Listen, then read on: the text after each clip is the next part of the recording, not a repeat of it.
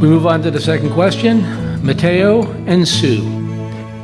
And the question will be, what is your response to companies that want to increase the cap on H1B visas to bring more highly skilled foreign workers to work in the United States, particularly in the technology sector, and what other immigration changes would you like to see enacted? We'll begin with Mateo. To me, what this means, or this brings to thought, Trump's recent merit-based immigration proposal that he delivered in his State of Union address. He mentioned a merit-based immigration system being the answer to immigration reform. What's it called? One-size-fits-all. So what merit-based immigration is it favors those with higher education, specific skill sets, language proficiency, and financial means. It reduces family-based immigration. That's how my family got here. I wouldn't be here today if that was the one-size-fits-all approach that we would take. And for most immigrants, that's not the approach that they've taken. It's great to have high-skilled workers, but we have workers willing here. We just make up excuses as to why we don't fix the problems and the barriers that get them to work.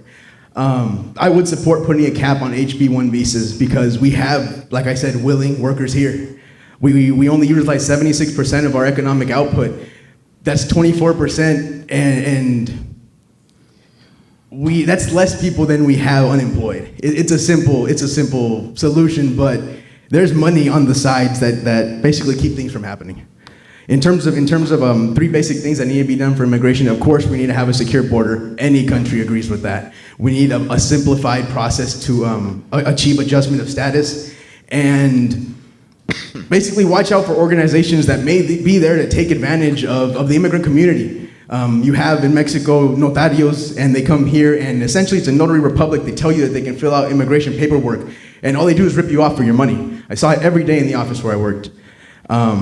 With the recent temporary protected status, we are turning our back on people of Haiti, Sierra Leone, and other countries that have gone through civil war and natural disaster.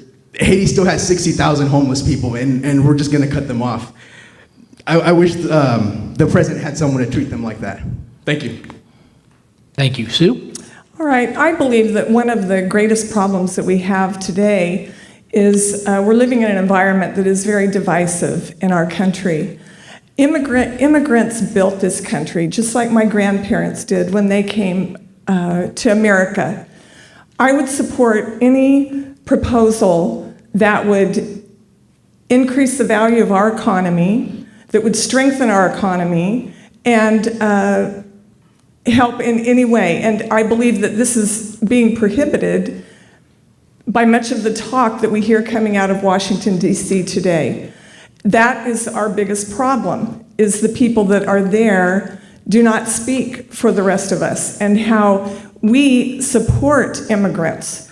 When, after the election in our school district, we had many children that were absent for several days after school. They were fearful of even coming to school, where they were familiar and felt safe. Because of the talk that we hear and the divisiveness in our nation, families were fearful. So I would support policies that bring people into the country, provide an opportunity for them to have jobs where they are safe, they can raise their families, and also improve the economy. Thank you. Mateo, 1 minute rebuttal. I wanted to quickly address the immigration ban, the executive order. So that targeted countries such as Iraq, Syria, Iran, Libya, Somalia, Sudan, and Yemen. And this did nothing. If anything, it only made our situation overseas more dangerous. You go on the State Department's website and you see that there's travel warnings every single day for these regions. And we wonder why. It's coming from the top down. And we need to put in people from the bottom up that can bring common sense to the Congress. That's all I have to say on that. Thank you. Sue? I like the words common sense. Wouldn't that be great? As I said, the environment that we're in, it's so divisive. I agree with what the others said. I support the DREAM Act. I support our DACA students. These are the children that we have educated. They're with their families here. They are hardworking, sincere, and this is their home, and they love this country. So I just wanted to add that in regards to immigration. Thank you.